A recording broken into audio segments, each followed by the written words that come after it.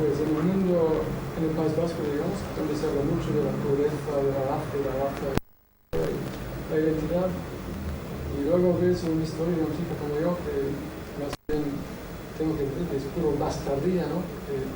Mi abuelo era sueco, emigró a estudiar en Holanda, se casó con una chica escocesa, también hija de migrantes, y luego mi padre nació y no aprendió ni una palabra de sueco, se perdió totalmente la identidad sueca y se fue a Inglaterra para estudiar. Y se casó con una chica nacida en Sudáfrica y luego volvieron los dos a Nueva Zelanda y tuvieron 4 hijos, ¿no?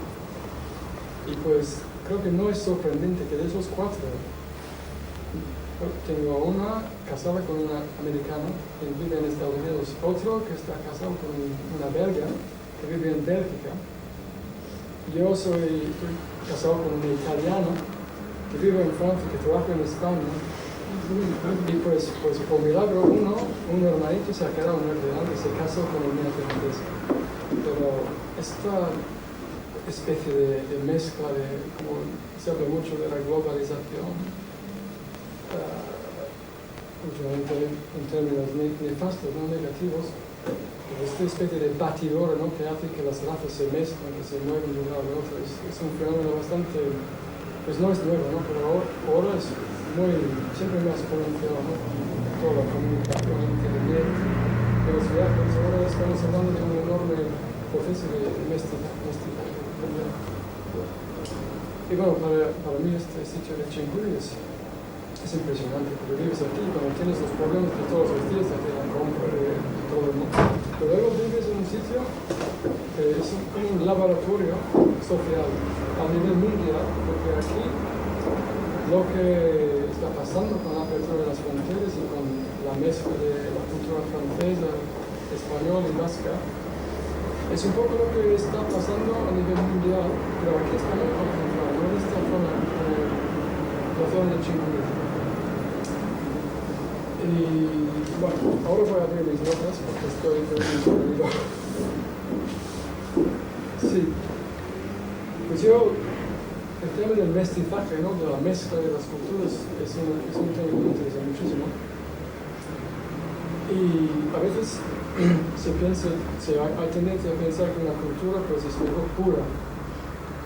Y se piensa como si fueran, por ejemplo, colores, ¿no? Pues tienes un color primario y pues queda bonito, no solo. Y pues, luego si mezclas todo, pues te sale un poco todo gris, ¿no? Todo como sucio.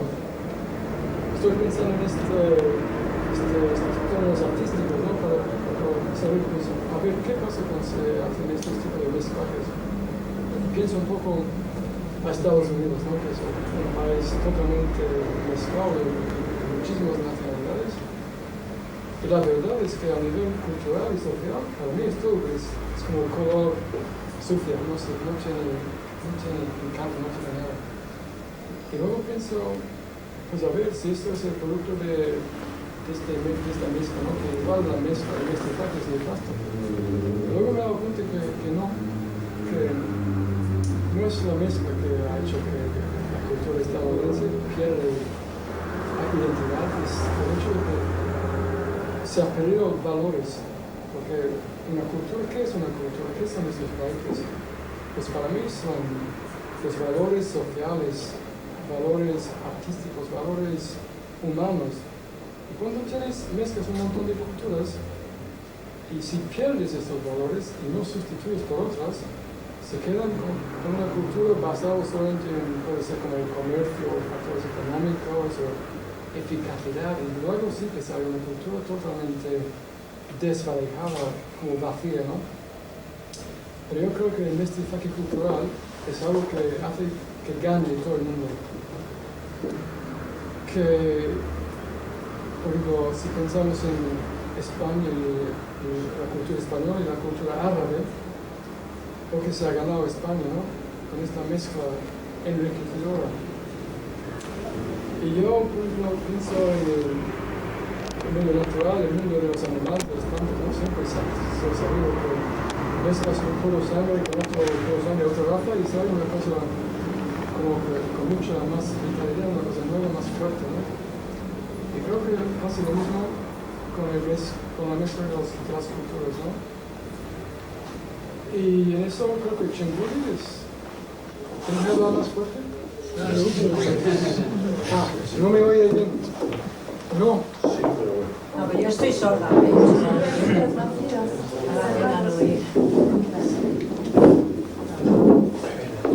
Es una pena.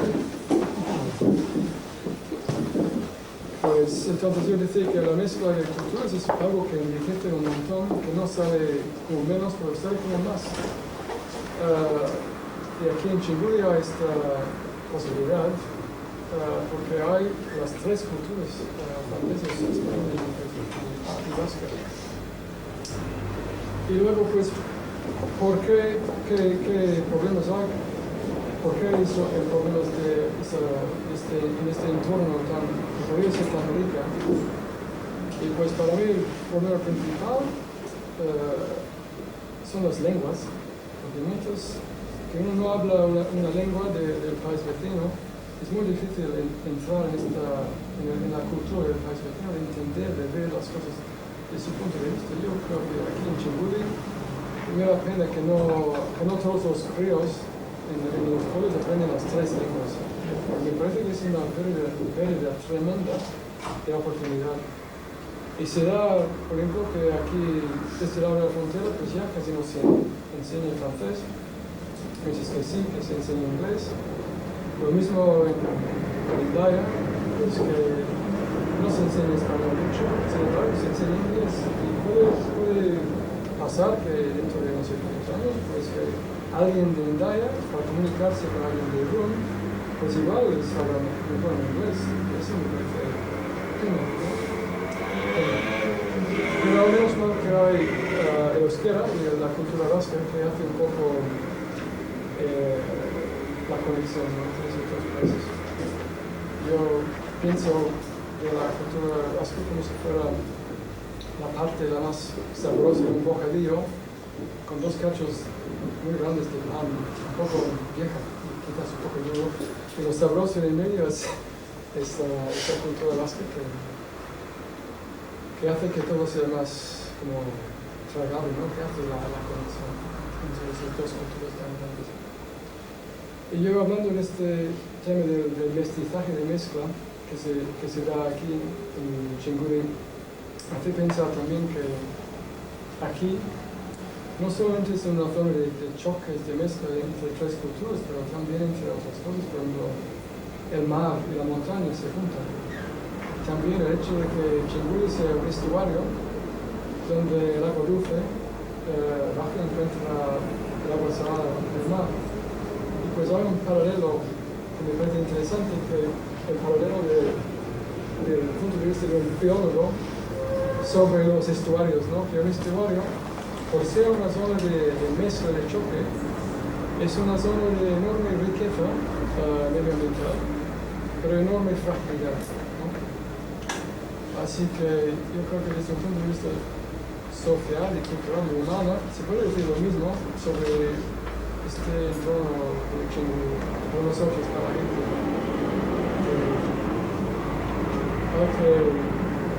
El tema es algo que puede aportar mucha riqueza, pero también que puede aportar problemas, ¿no? Hay que dedicar bastante energía a este tema para sacarle provecho. Y para mí la enseñanza de las lenguas es fundamental. Y bueno, yo creo que luego hablaremos todos, ¿no? Porque todo el mundo tiene cosas que decir y eso para abrir. Muchas gracias. Bien. Seguimos con Gaby y Ainara y luego regresamos nosotros, que hablamos juntos. La música en castellano y francés, vamos a ponerlo.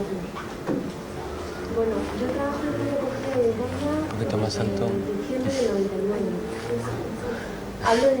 Trabajo en el centro de acogida de Indaya desde diciembre del 99. O sea que la que conoce más la historia del centro, la que tiene más memoria del trabajo y de todo lo que ha recorrido, todo lo que ha vivido el centro de Indaya es mi colega. Ahora, contratado a mí es un poco el paso que hay. Ha habido toda una problemática de inmigración muy grande que ha vivido Hendaya antes de la apertura de las fronteras, y con la apertura de las fronteras esa problemática de un principio que era migratoria se ha transformado y hemos empezado a coger en el centro gente que no tiene domicilio, que no tiene casa. Entonces una problemática que causaba mucho problema al centro porque no estaban preparadas ese tipo de público, y entonces ahí se ha habido una reconversión de lo que pasaba en la frontera. En un momento dado la frontera ha sido paso para inmigrantes, y cuando la situación económica del estatus de la frontera ha cambiado, ha emergido una problemática social que es la que se llama en España de la gente indigente, y lo que los franceses llaman es de sans domicile fixe, o sea, sin domicilio fijo. Entonces ahí es cuando un síntoma social, que es un síntoma muy importante, ha emergido. Hace más o menos, empezó hace 3 o 4 años el problema de las personas que no tienen domicilio, como en el centro, 6 años más o menos. O sea que ese paso ha sido un poco pues pasar de una memoria, de una actividad del puente de Santiago como paso para inmigrantes a paso para personas.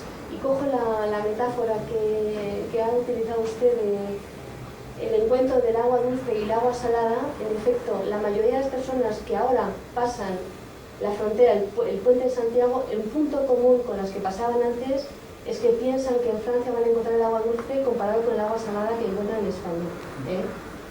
Tiene esa ilusión y ese ideal de Francia como tierra de acogida. Y es un ideal muy fuerte que está tanto para la mayoría de los españoles que acogemos, que tienen entre 45 y 55 años, desarraigados de su sitio de origen, como para los argelinos y marroquíes, que están primero, los acoge el sur de España y van subiendo poco a poco según las experiencias, pues la mayor parte muy negativas que tienen en la acogida social en España, van subiendo y cuando llegan a Irún, pues pasan a Francia, ¿no? Como buscando el ideal, ¿no?, de que Francia igual les puede ofrecer algo que en España y que en el País Vasco no han encontrado. Entonces, pues ahí encontramos un poco esa mezcla entre ese ideal de a ver si pueden encontrar un futuro mejor, ¿no? Que es un futuro que se cae muy rápido, porque claro, la legislación no permite que las personas encuentren una salida a Francia, eso no es posible, ¿eh?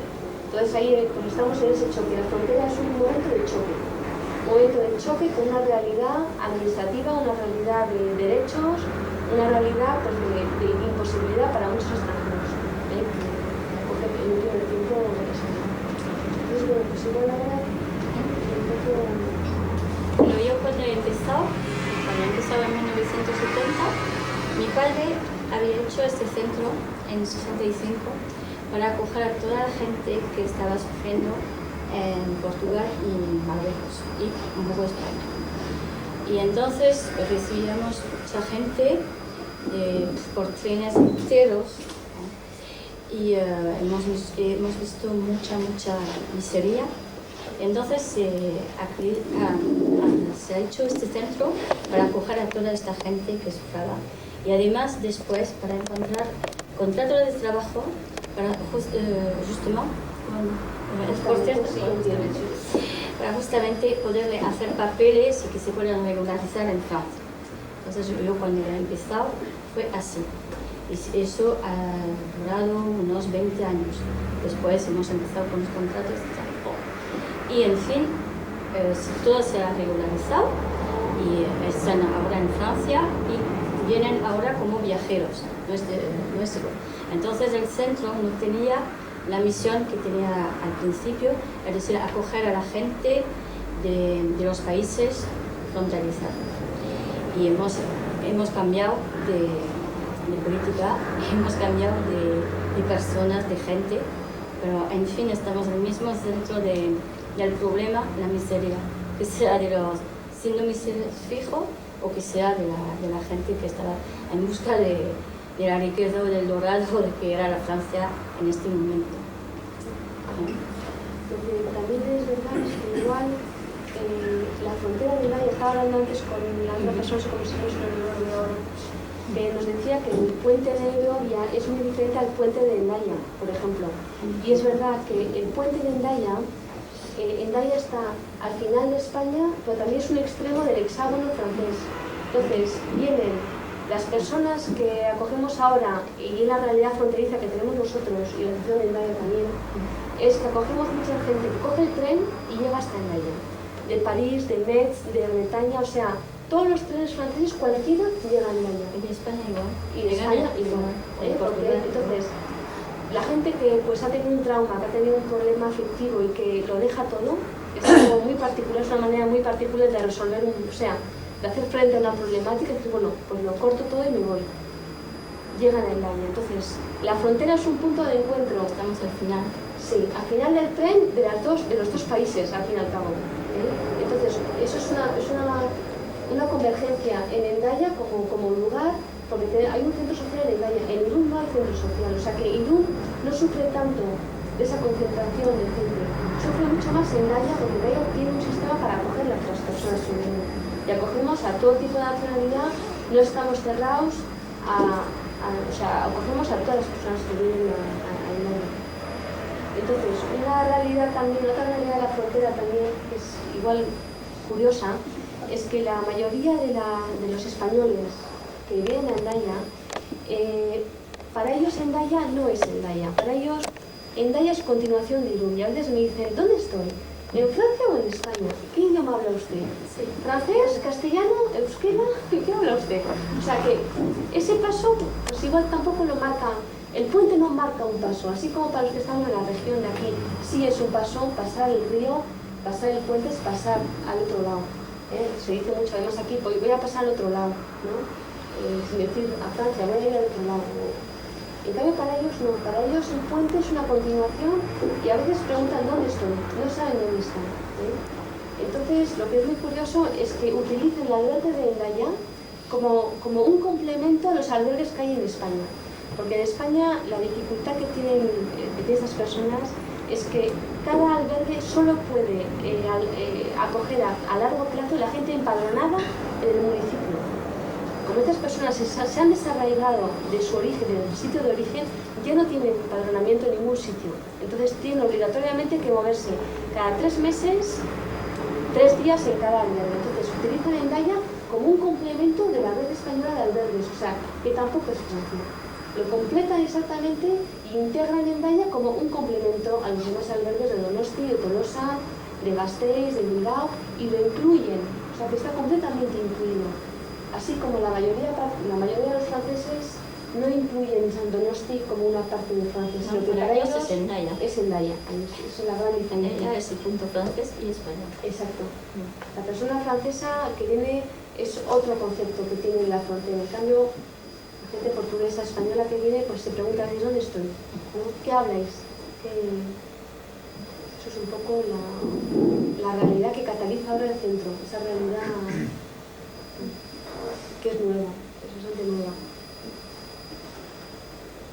Bueno, pues gracias Gaby y Ainara. Ahora abrimos a ver si tenéis más preguntas que hacer y discutimos el tema. Bueno, yo tengo una pregunta. Primero, no todos los trenes van hasta Hendaya, hay algunos que se paran en Irún, ¿no? Entonces tienen que seguir caminando hasta Hendaya, ¿no? ¿No es así? Hay trenes que vienen de París, hay algunos que pasan la frontera y van hasta Irún. Pero la mayoría de los trenes se paran en Hendaya. Y luego hay que saber que el control de aduana en Irún existe todavía de vez en cuando y en Hendaya no. Entonces el control hace que la gente lo sabe, mucha gente se para en Hendaya y a veces pasa caminando a Irún para evitar el control de la estación de Irún, que todavía existe. En Hendaya no hay control de aduana, ninguno. Nunca ha habido, siempre ha sido la frontera. En cambio, en Irún, como el control de policía y de aduanas siempre ha sido en la estación del tren, que es muy diferente a la situación de la estación del tren. Pues en la época de tu padre, cuando el tipo de inmigración era un poco distinto, había ya un centro de inmigración en Irún, ¿no? No tiene que pasar por La casa de la inmigración y además la oficina de inmigración. Había la casa de los inmigrantes que quedaban allí unos días o unos meses, dependía, para esperar un contrato de trabajo que daban la oficina de inmigración. Pero algunas veces se hacía rápido y otras veces se ponía tiempo. Entonces había la casa del inmigrante al lado de la oficina de inmigración, que daba el trabajo, que daba los contratos de trabajo. Fue únicamente para españoles esto. Esa estructura donde trabajáis, ¿de quién depende? ¿De qué institución? Es una asociación que depende de los fondos de la DAS, del Consejo General, del Ayuntamiento. Es una asociación. Subvencionada por Sí, esos, eso, no, eso. No tiene un rango institucional, o sea, no es una estructura administrativa. No, tenemos libertad para elegir la manera de hacer. Tenemos un sello del Estado y lo que sería la Diputación, o sea, el Consejo General de Aquitania y del Ayuntamiento. Sí, pues es muy fácil. Si cambia el político, igual no hay más solución. Ah, sí, Es claro. una situación muy frágil. Claro. Para... Hombre, la libertad de trabajo la pagamos caro. La pagamos muy cara porque, claro, depende si lo que hacemos les conviene o no les conviene. Y está en el edificio de la SNCF. Sí. Los locales se ofrecen todo. Pero cede gratuitamente. No, pagamos un alquiler.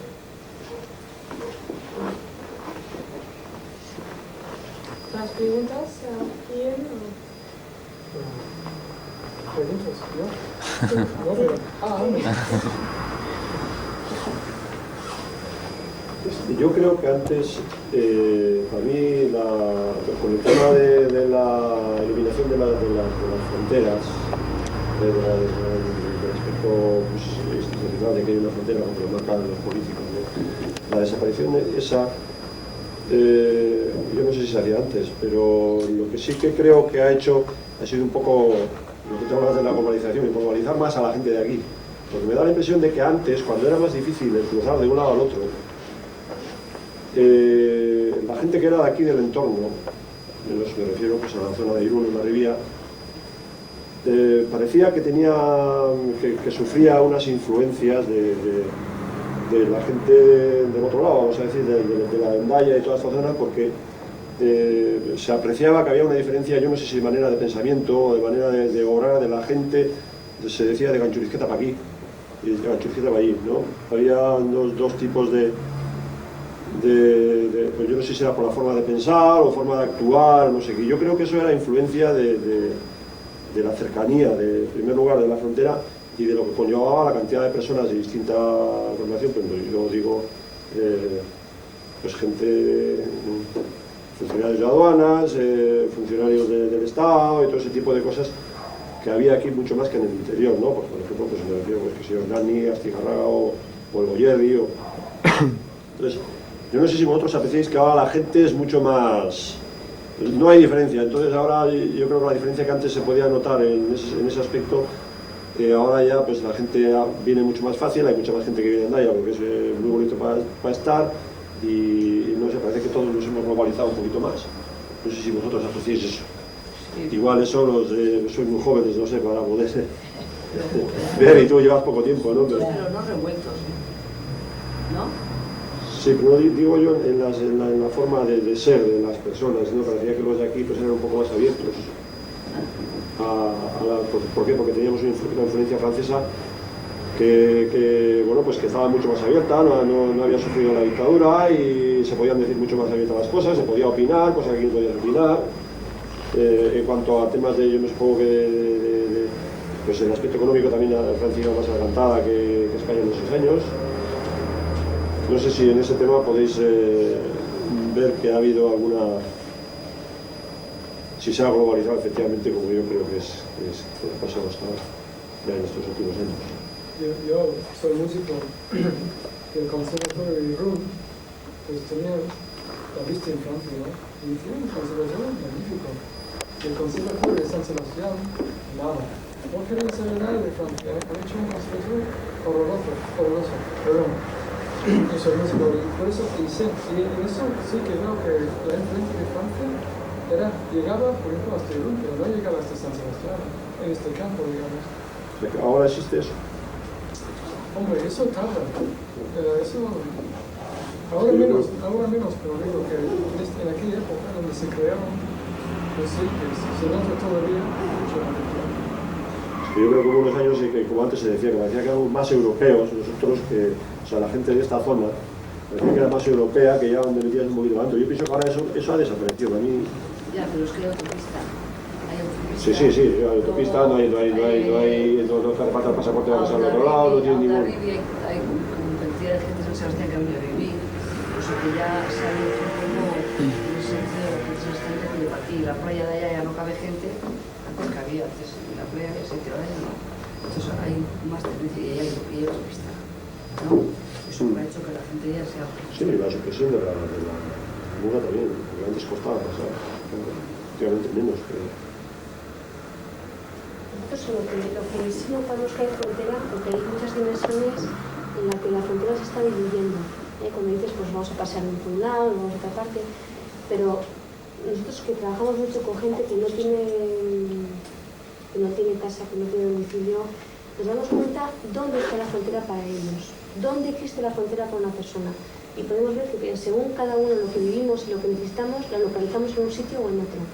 Entonces, para estas personas, la frontera está definida por un concepto, y es el concepto de empadronamiento, que es típico del Estado español y que a nivel europeo todavía estamos un poco intentando averiguarlo, no es común a los demás países de Europa. Entonces, el concepto de empadronamiento, ¿por qué marca la frontera? Pues marca la frontera porque una persona, si no se queda en el lugar donde está empadronada, no tiene derechos, así de claro.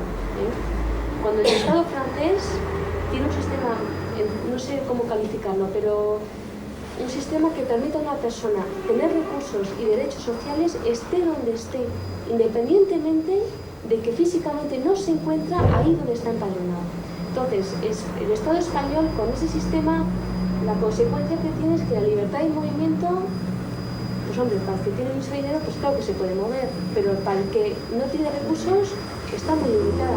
En cambio, en Francia, nosotros recibimos a mucha gente que pasa por el centro que no está empadronada en Hendaya, pero que recibe los recursos igual que si estuviera en su sitio de empadronamiento. Entonces ahí las personas sí que notan la frontera, y ahí es donde la gente española que recibimos nos dice, pero ¿cómo lo voy a hacer? O sea, si ya llevo cuánto tiempo, o sea, ¿dónde tengo yo derechos? O sea, esta gente me está diciendo que tiene el INI en París y está aquí en Hendaya, los cobra perfectamente, derechos sociales, sanitarios, y o sea, ahí es donde nosotros podemos palpar que hay una frontera, en el sentido de diferencia de libertad de movimiento relacionada con los recursos que eso puede tener.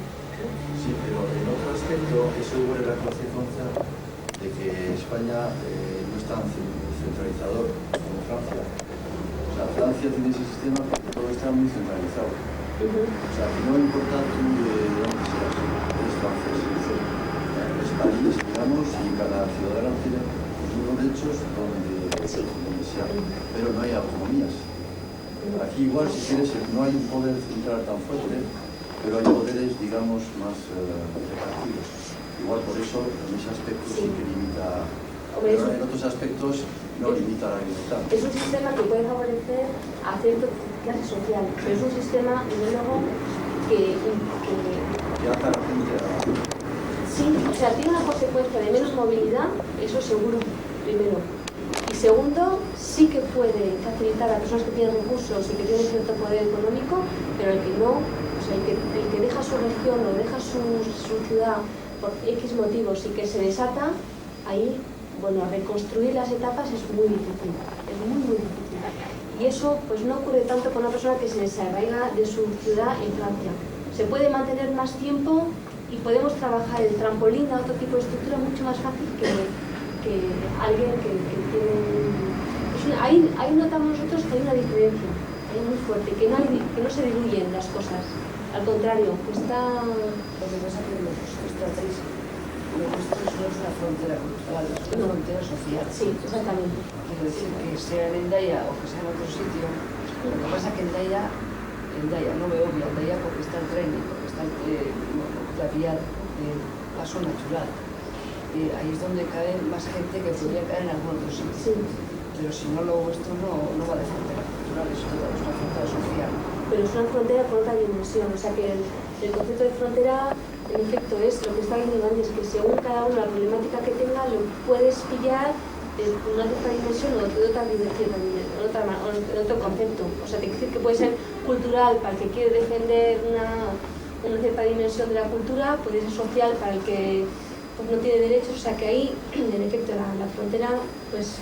Sí, bueno, esta frontera el centro, sobre todo... Cataliza la dimensión social. Porque tú lo has dicho, al final el dinero no tiene que estar en el centro. No. O sea, que cataliza una problemática social entre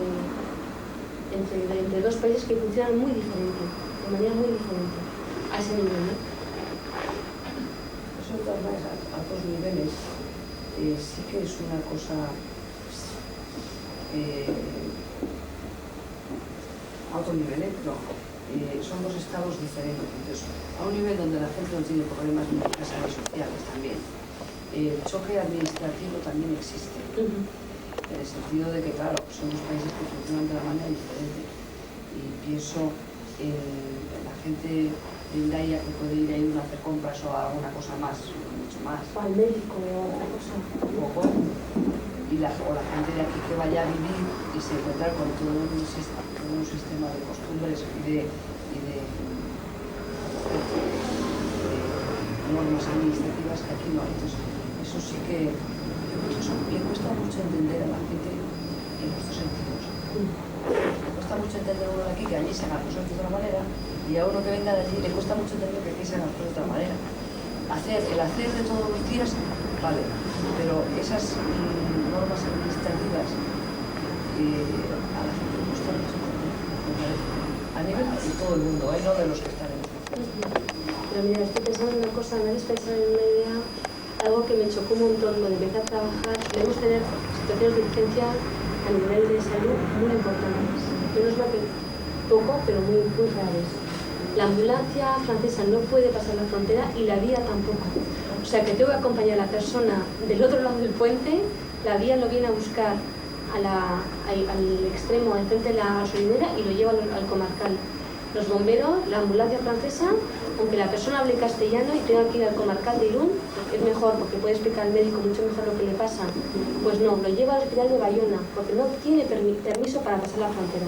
O sea que ahí son elementos en los que, bueno, pues sí hay un corte. Entonces es interesante porque, por ejemplo, la única manera de que una persona la lleven del centro de acogida de Hendaya a lo comarcal de Irún es llamar a lo que es la emergencia francesa, el 17 o 15, el médico de guardia llama a los bomberos de Hendaya y los bomberos sí que tienen autorización para llevar a la persona al hospital comarcal de Bidasoa.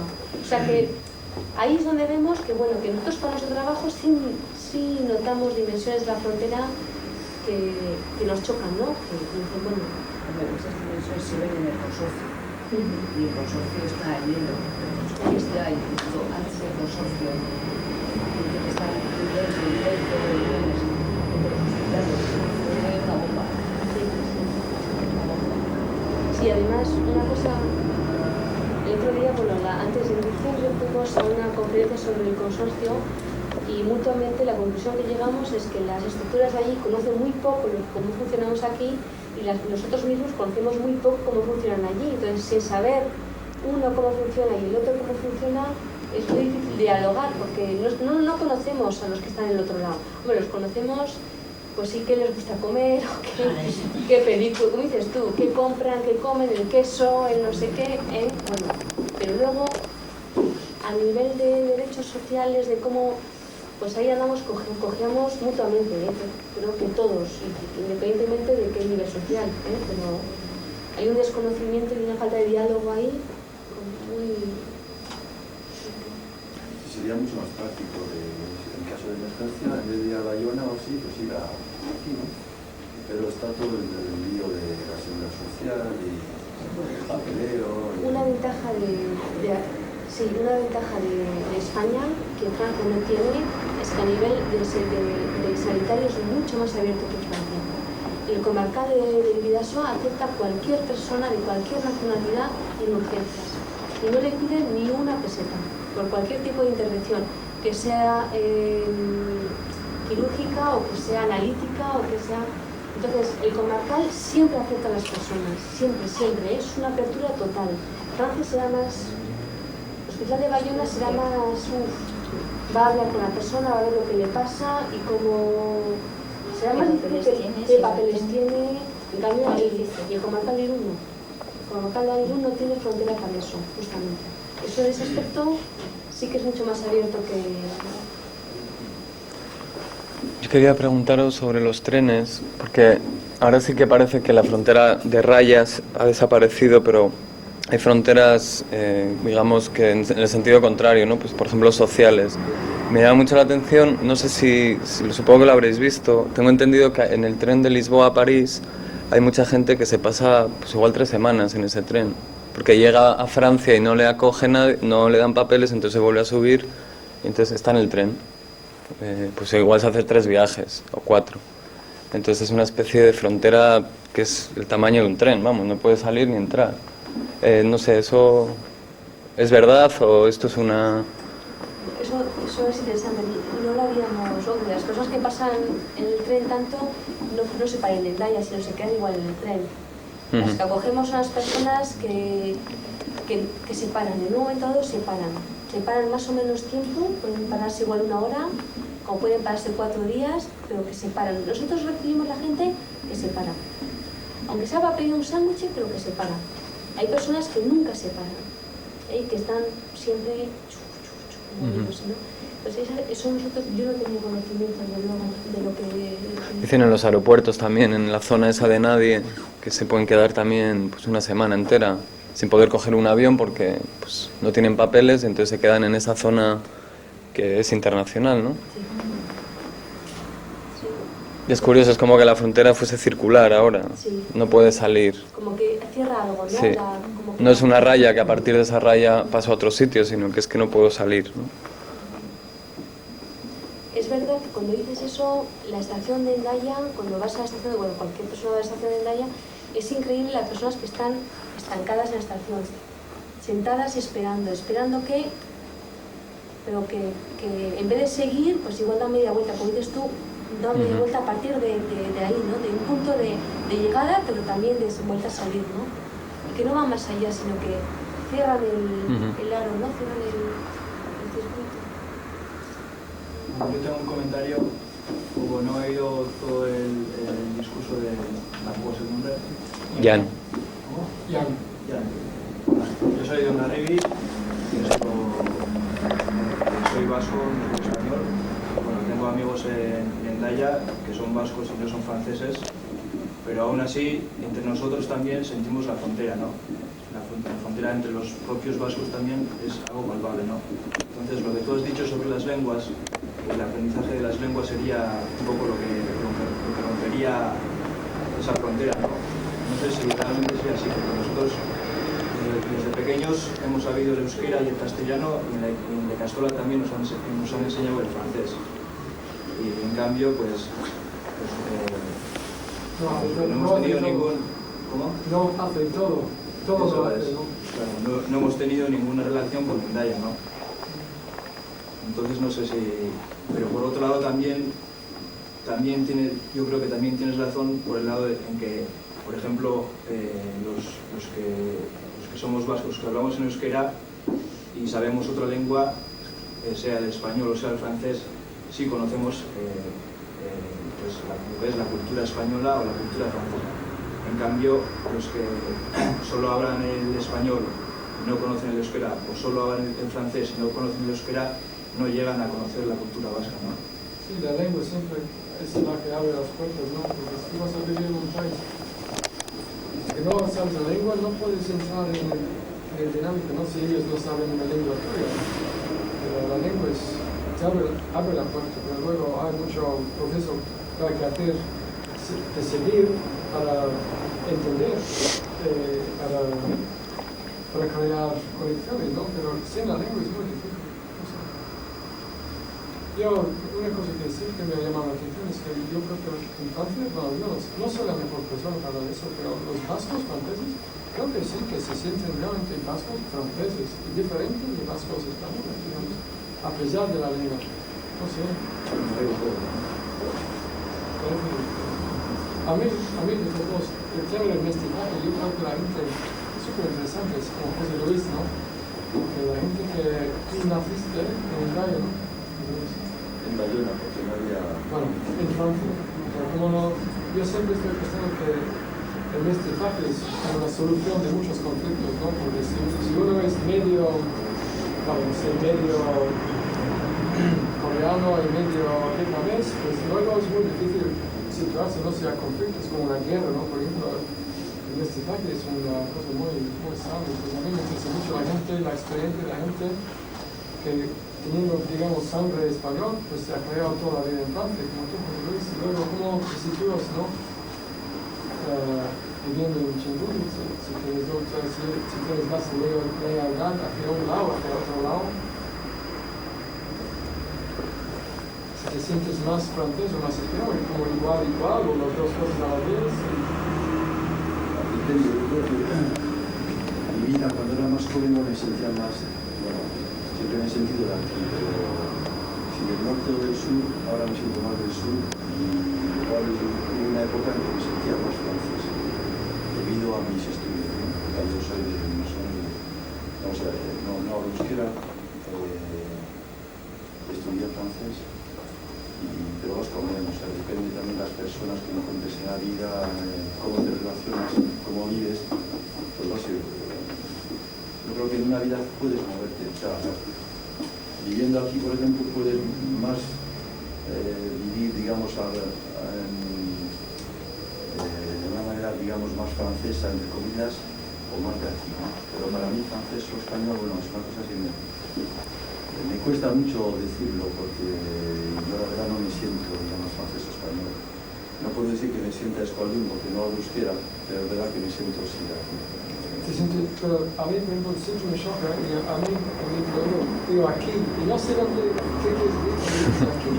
Que si quieres decir España, Francia o el País Vasco. De verdad, muchas veces... No, de aquí, digamos, son cosas, sí, de la frontera. Sí, de la frontera. Yo he vivido hasta esa noción de frontera y creo que yo perdería algo si desapareciese, digamos, las pequeñas diferencias que todavía existen, o las grandes diferencias.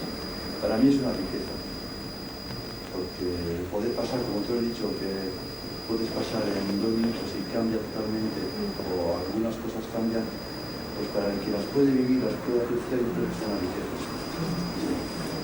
Que también es que preguntar a tus hijos, ¿no? Que están en la escuela en el mundo. Pues si yo estoy pensando que si yo soy un bastardo cultural, pues mis hijos más son medio italianos, viven en Portugal, en España, en Euskera. Así que estos van a ser la segunda generación, siempre es la que realmente, no sé, donde se ve el resultado del experimento, ¿no? Porque tú eres segunda generación. Yo todavía soy nuevo porque yo soy primero, pero mis hijos van a ser sueco, con apellido sueco, viviendo en Francia, hablando euskera, no sé, ya veremos, ¿no?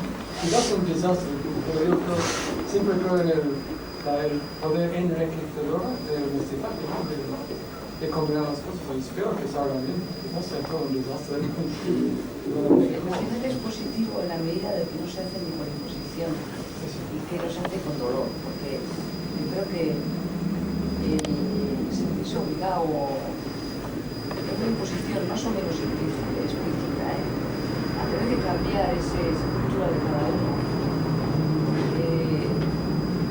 Eso produce dolor también, entonces, claro, no se puede uno apegar a eso de una manera visceral de no poder abrir la puerta, pero ahí puede pasar. Yo creo que hay un choque muy grande cuando tienes que de una raíz y de una cultura que no somos vestidos, porque no somos salmones. Entonces encuentras otra cultura y entonces tiene que haber una apertura, y a veces no se puede hacer tan fácil esa apertura porque hay obstáculos, porque hay sufrimiento. A mí me parece una cosa difícil, con resultado muy bueno, lo que pasa es que es muy difícil a veces que pase fácil. pero como dices tú, que a lo largo de una vida uno se puede mover en sentimientos y sentirse, pues hoy me siento un poco más de aquí. Por ejemplo, yo sí que he experimentado en el circo, pues en una temporada de mi vida sí me iba más en el lado francés porque es más tranquilo, es menos de juerga, es menos orgulloso. Y en otras épocas pues más pues buscar la vida de Fondarbi, del Potrero, de la calle San Pedro, entonces, no sé, estoy bastante de acuerdo que el ser de aquí es un poco de ser de por aquí, ¿no? Un poco aquí de por aquí. Y tienes un conjunto en el que nos movemos, bueno, el que nos hemos vivido siempre en este encuentro, pues sí que ha sido doloroso, pero llega un momento que igual, pues un poco de aquí para esto, igual soy un poco francesa para unas cosas, pues igual soy un poco más de aquí para otras, ¿no? Igual, por ejemplo, yo nunca como, pues más bien recetas y cosas de, no sé, a nivel de gastronomía también uno puede decir, bueno, pues me gustan más ciertas cosas, o es bastante complejo de dónde es uno, ¿no? ¿En qué se define? Geográficamente, normalmente la definición es geográfica, pero no sé si hay que situarla solo geográficamente, porque al fin y al cabo nos movimos tanto y encontramos a tanta gente durante la vida, en el transcurso de la vida, que nos influye tanto en cómo evolucionamos cada uno que... Claro, pero en esto del mestizaje hay un discurso en el que es muy bueno, ¿no? La mezcla es muy interesante, pero luego eso, ser de las fronteras es no ser de ningún sitio también. Y vivimos un momento en el que todo el mundo pregunta ¿qué eres? ¿No? Y entonces eso como... ¿no? Es verdad, o sea, hay esa, por un lado está muy bien el mestizaje, la música, la fusión y tal, pero luego hay otro discurso que es tú de dónde eres, porque si no eres de aquí, entonces no te empadronas y entonces te vas al tren, ¿no? O sea, En mi sangre tengo esto, otro, pero he nacido en aquel país, ahora vive en el otro, así que no es tan fácil, no es tan sencillo. Decir de qué eres. sí, estoy de acuerdo, pero también hay esa demanda, ¿no? Que crea dudas, claro, yo, en realidad. La cuestión, no sé, yo creo que la cuestión no es una cuestión solamente de escenarios, de dónde está uno, sino de cómo se valoran las cosas a través del tiempo.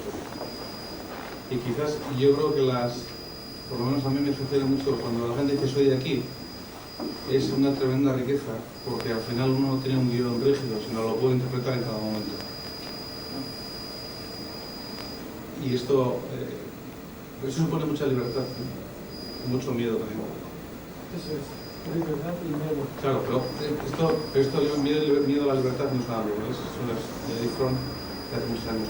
Pero la cuestión de aquí ahora, es decir, yo soy de aquí, supone miedo, porque si ser de aquí fuese un guión cerrado, supondría un escenario muy concreto, muy definido, y supondría un patrón del tiempo también muy definido.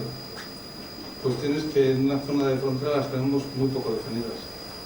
Por eso me encanta la noción de estar de aquí, porque de aquí, cada uno quiere decir otra cosa. Vamos a ver que de aquí incluye los dos. Pero hay gente que dice que soy de aquí y que solamente porque en menos de 4 minutos los escenarios y el tiempo cambian en una barbaridad tremenda, ¿no? Es muy interesante. Uno puede encontrar, como decía ella, tranquilidad, puede encontrar bullicio, puede encontrar mestizaje de lo más racial, puede encontrar pinchos raciales, pinchos autóctonos, comidas chiles. Y uno sigue estando en lo más encantador del Vidasoa, ¿no? Uno puede tener la lectura de lo más culta, de lo más de los pintores del Vidasoa. Uno puede tener todas las construcciones de realidad que quiera. Tanto si se mueve desde una óptica de lo más nacionalista, de lo más obrera, anarquista que quiera. Porque esto está escrito en la historia de este rincón. ¿Este rincón? Sí. Y hay que nadie se lo olvida, y que cualquiera de los que somos de aquí podemos ver en nuestra historia lecturas históricas que nos conectan con este rincón, que son lecturas de lo más, ahora que estamos en este conflicto de identidades, recorriéndonos en este rincón y nos cruzamos un camino con esta posibilidad, ¿no? Y esta es la cuestión, ¿no? Porque si el escenario fuese muy rígido y el guión del tiempo fuese muy rígido, pues estaríamos todos como autómatas, ¿no? Como están nuestros sitios por otras partes. En otros sitios no tienen tanta elección, aquí puedes elegir entre un montón de cosas. Sí, a mí me parece curioso, excepto Beovia el puente en general, Santiago el puente, prácticamente nada más que el puente y un poquitito más para allá. Quizá la zona de la estación de Hendaya, excepto esa, la gente que circula por ahí, yo creo que a nivel de Chingudi, o sea, de más amplio, la gente no se siente fronteriza y no ha entendido toda la riqueza que eso supone. O sea, la libertad que te da el poder hacer. Hombre, porque estamos muy empeñados en construir una imagen, un icono de Chingudi. O sea, no, a ver, bueno, Chingudi no, llámale como te dé la gana. Chingudi Telespista. Estamos en una iconografía de Chingudi. No le quiero poner el nombre, es igual. No, yo se lo pongo, me refiero a la... Estamos en un proceso de construcción de identidad sobre el Chingudi, que va a borrar todo. Y eso va a dar tiempo, espacio y iconos que van a convertir. ¿Se van a convertir? Todos. La riqueza, dice. Sí, toda la riqueza. Porque esto es como un diplodocus que aplasta toda esta riqueza. Hoy el que no habla en una carreta de arena, el que no se anuncia, no vende. Empezamos a estar en un momento crítico en el que toda esta riqueza se puede desaparecer. No, porque esa riqueza se va a extender a más gente. Se puede extender a más gente, ¿no? Ahora está mucho más gente, yo entiendo muy bien. Yo creo que no es un fenómeno. Es digamos, los tiempos que están cambiando, o sea, de manera general, o eso que estás hablando de algo concreto, yo que sé, como el recinto ferial o la frontera, o el hecho de que todo el mundo tenga un coche, que todo el mundo se pueda mover, no sé. Yo creo que precisamente en el hecho de que uno puede interpretar el aquí y el ahora y puede definir el guión en el que está, también está en el que haya mucho vacío institucional a la hora de definir qué políticas y qué cuestiones hay que es muy difícil encontrar a nivel político, a nivel institucional, incluso a nivel de cualquier medio comercial o cualquier proyecto político o institucional, ideas con claridad. Entonces es algo como muy cruzado. No sé si es lo que quieres decir, pero quizá el problema es que cuando una identidad se construye oficialmente, de manera oficial, pues entonces pierde la riqueza, porque quizá la frontera, eso que estamos todos de acuerdo, se ha hecho sin el permiso de nadie. Ha sido pues porque la gente andaba por aquí y por allá, ¿no? Entonces, si a eso le das un contenido oficial, pues quizá se pierda, yo no lo sé. Bueno, se pierden algunas cosas y se ganará, no pueden llegar a más gente, no sé, habrá... O sea, que tú ves el peligro en que, por ejemplo, todos seamos de Chingudi y yo no sea de Beovia, ni otro sea de Anaca o de la calle San Pedro de Arriba y todos seamos Chingudi. Resumiendo, digo. Sea un Chingudi vacío, sea un label, otro label más. Pero eso es una palabra, o sea, la realidad es, tú lo que decías antes, que aparte de algunas zonas, digamos, fronteras que no veías ese toque transfronterizo, en Hendaya hay barrios enteros que están poblados por familias vecinas desde hace generaciones, y no es únicamente en la zona del puente, o sea, creo que la gente lo vive y lo ha vivido y son generaciones, son historias. Y yo no creo que, aunque se diga que se hable más y más de Chingudi, la gente que ha nacido en Anaca o que ha nacido en Onyarbi o que ha nacido en Beovia seguirá sintiendo eso, ¿no? Creo que... Yo no estoy criticando eso, no pongo en duda eso. Yo cuestiono si a veces es necesario oficializar mucho toda esa construcción. Todo este espacio. Bueno, yo veo el Chingudi, la denominación Chingudi como un experimento, le dice, sí, se coge, bueno, un topónimo, se pone Chingudi. Tenemos tres ciudades, dos del sur, una del norte, muy bien, un río en el medio, muy bonito, además es como un símbolo de mezcla de culturas y de transfronterizo. Cogió como un símbolo, antes de haber otro en Europa y luego se dejó la frontera y luego se dio como un impacto, un impulso bastante fuerte a ese símbolo y bueno, valga lo que valga, la gente sigue igual, en la cabeza lleva la diversidad, lleva la riqueza de sus culturas y la seguirá llevando. Y no se deja nada, se pueden usar más cosas que luego tenga más, no sé, facilidad para la gente de aquí, de saber lo que pasa en el otro lado. Pero si no quiere saber la gente lo que pasa, si no van los chicos y chicas que van a la escuela de aquí en Hendaya, en teatro en Irún, ver las marionetas en euskera, como no pueden cruzar la frontera mientras que aprenden en una escuela bilingüe al lado de la estación, podrían coger el topo, pero la legislación francesa de la escuela pública no lo permite. Y luego me pongo al concurso de ideas de la revista Chinguri y apunto solamente una idea, es que los niños y niñas desde la edad de la maternelle, bueno, vayan, crucen la frontera, pero en el entorno escolar. Y me gano un trofeo, y me invitan a cenar a la cervecería Idiazábal y me quedo muy feliz con mis niños, pero luego no cruzan, no se apropia esa idea. Ningún profesor para ir a las marionetas. Hoy, muy bien, no sé que lo digas, pero yo gano hace 2 años y no estaba posible. Y en la cabeza, pero en la cabeza de los enseñantes sigue igual que enseñan francés o que enseñan en euskera. Y van a llevar con un coste fenomenal que cuesta dinero a la cooperativa del cole, los niños son sumidos a Biarritz en vez de ir una vez a la sala Amara, que ya no ocurre. Y eso para mí es que la gente sigue igual si no les das la posibilidad de comunicar. Y con el Chingu lo espero mucho de eso, para que se conozca más lo que sea. Y para que nuestros niños nos sigan igual que nosotros padres muy bien. Para un maestro de Hendaya, pedir la autorización de ir, por ejemplo, a Biarritz o a Irún, la única diferencia es que se le va a ocurrir igual, desgraciadamente, más fácil ir a Bayona o ir hasta Po o ir a Biarritz que ir a Irún o a Bayona. Pero si pide la autorización, se la dan. Yo he ido con los chavales a Peñas de Haya, o sea, no hay ningún problema. Muy bien, ¿y por qué no hay en Hendaya, en la misma ciudad de Hendaya, un intercambio entre enseñantes con los mismos,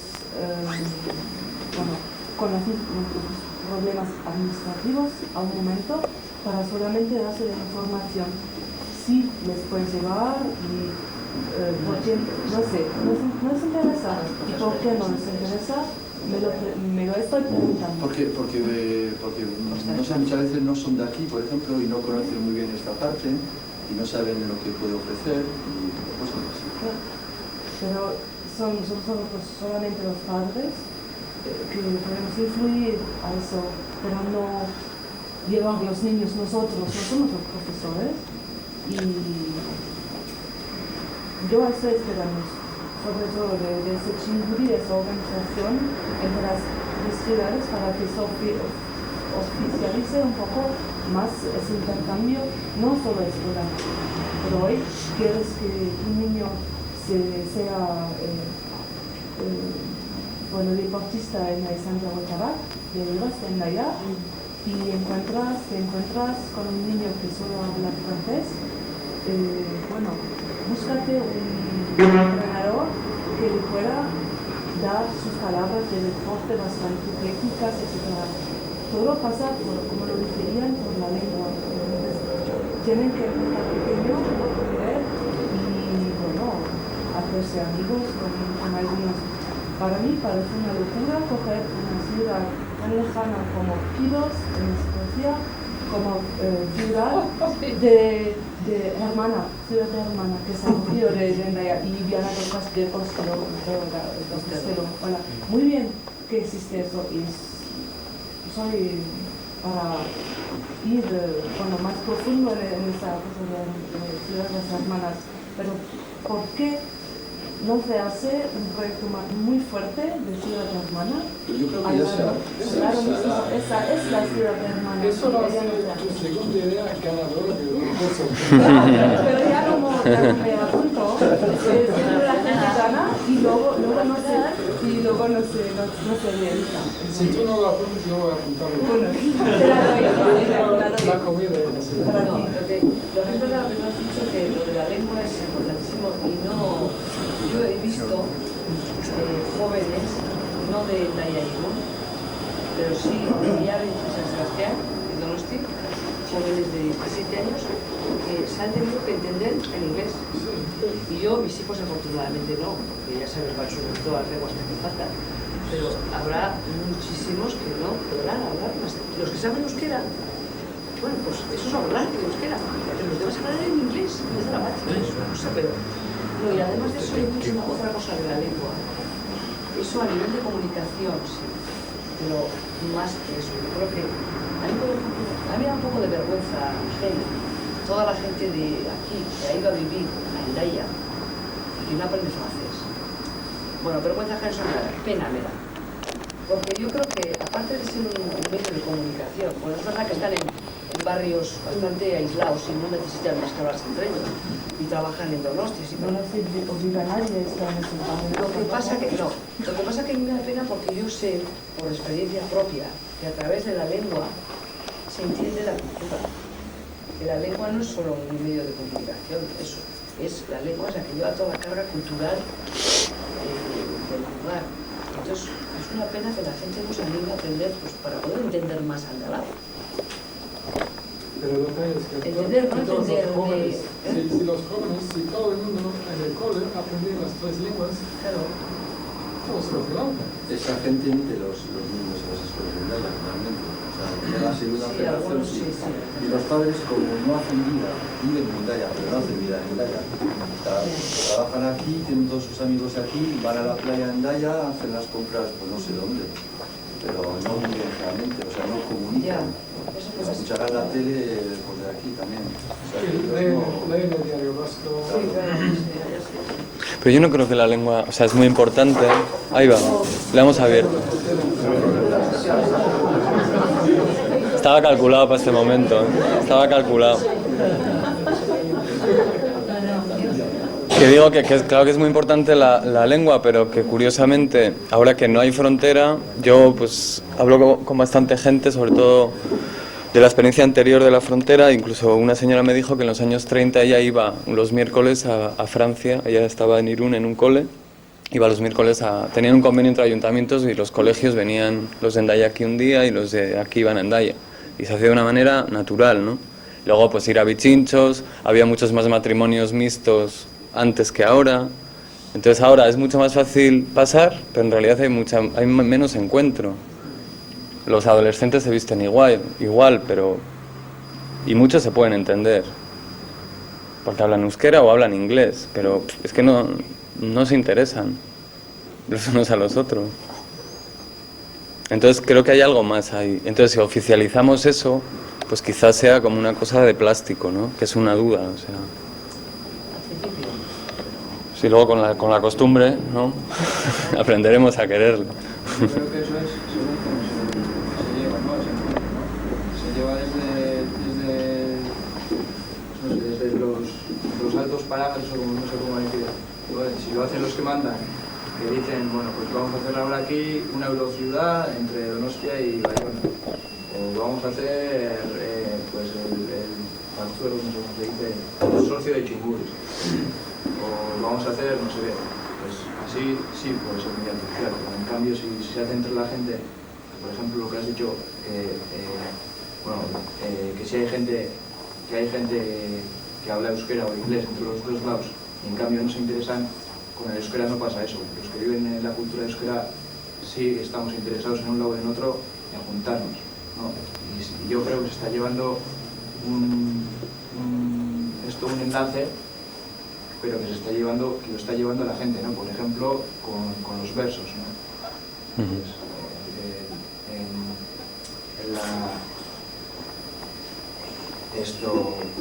el campeonato el campeonato de Versolaris, ¿no? Pues toma parte gente de esto, de Iparralde y igualmente, ¿no? Pero es algo que sale de la gente, no es algo que lo están haciendo artificialmente, más o menos, ¿no? Entonces, lo que has dicho, ¿qué pasa entre los que saben los ingleses, los que saben inglés, que no se relacionan, los que saben euskera, yo no los comparo. Bueno. No, bueno, me refería a una lengua común de comunicación, o sea, no... A mí siempre me ha chocado que para coger taxi desde que cruzas la frontera tienes que sobrecargar el internet. Este tipo de cosas es como anacronístico, ¿no? Bueno, seguramente eso va a desaparecer, porque con el consorcio y todo este dinámico oficial, así se puede hacer esas cosas oficiales, ¿no?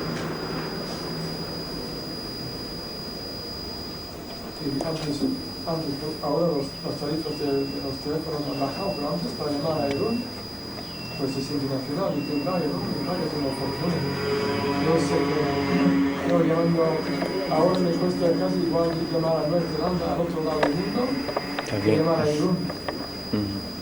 Eso creo que ha cambiado desde Francia, ¿sabes? Sí, desde Francia, sí. Pero desde España, por ejemplo, llamar a Endaya es muy caro, ¿no? Sigue siendo muy caro, sí. Eso antes había, hace 30 años, había un teléfono especial para llamar a Endaya. Se marcaba un teléfono diferente, no se marcaba luego de aquí, de Irún a Endaya. Y se marcaba un teléfono, no sé si alguien se acuerda. No era 0033, no se marcaba era 07. internacional. No, había otra cosa. Sí, era 07. Era 07 y luego algo más, ¿no? Había un acuerdo. No, 07 era antes del 00, pero antes del 07, mucho antes, hace 30 años yo he llamado con ese número y había que marcar, era un prefijo diferente, que no era el prefijo francés. Había un acuerdo entre las pequeñas compañías, como era la cosa, pero al principio había eso. Ahora es más barato llamar a Endaya que llamar a Almería, o a Almería o a cualquier otra comunidad, vamos. Es más barato, sí. O sea que esto lo digo porque llamo a los dos sitios y sí, es más barato. Hace unos años era mucho más caro, voy a llamar a Francia era... Esa sería la tercera idea ganadora de la revista, que el consorcio que es su propio satélite, Sí. su propio parábola, para que todos podamos llamar a teléfonos locales. Lo practican mis vecinos que viven aquí a la de Obi, que son de Meaca, que trabajan en Irún, que tienen su casa aquí en Francia y que no llevan ni suscripción a Telefónica francesa, France Telecom. Ellos no tienen teléfono, llevan un móvil y como de todas maneras el móvil se conecta en Airtel, donde seas aquí, donde estés, pagas igual. Yo conozco gente que tiene un teléfono inalámbrico español, allá, vamos, la telefónica. Aquí tiene el teléfono, se lleva el inalámbrico y como es de tiempo largo, pues se lo lleva y tiene un teléfono de 943 en Guipúzcoa, en la mitad de Endaya. Muy bien.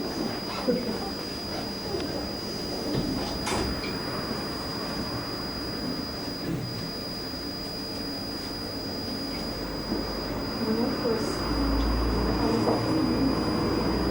muchas gracias a ellos por nada, a vosotros. Mañana ya podéis poner un micrófono. Sí. Recuerda lo de mañana. Lo de mañana. Y entonces mañana va a hablar de bichos, no sé su Urra. Ura. Que era Shishero. Y Shishero hablará a las 8 de su vida, de su trabajo. Era el que cobraba el peaje en el puente internacional. Era un convenio con el ayuntamiento. Entonces cobraba... ¿Qué es un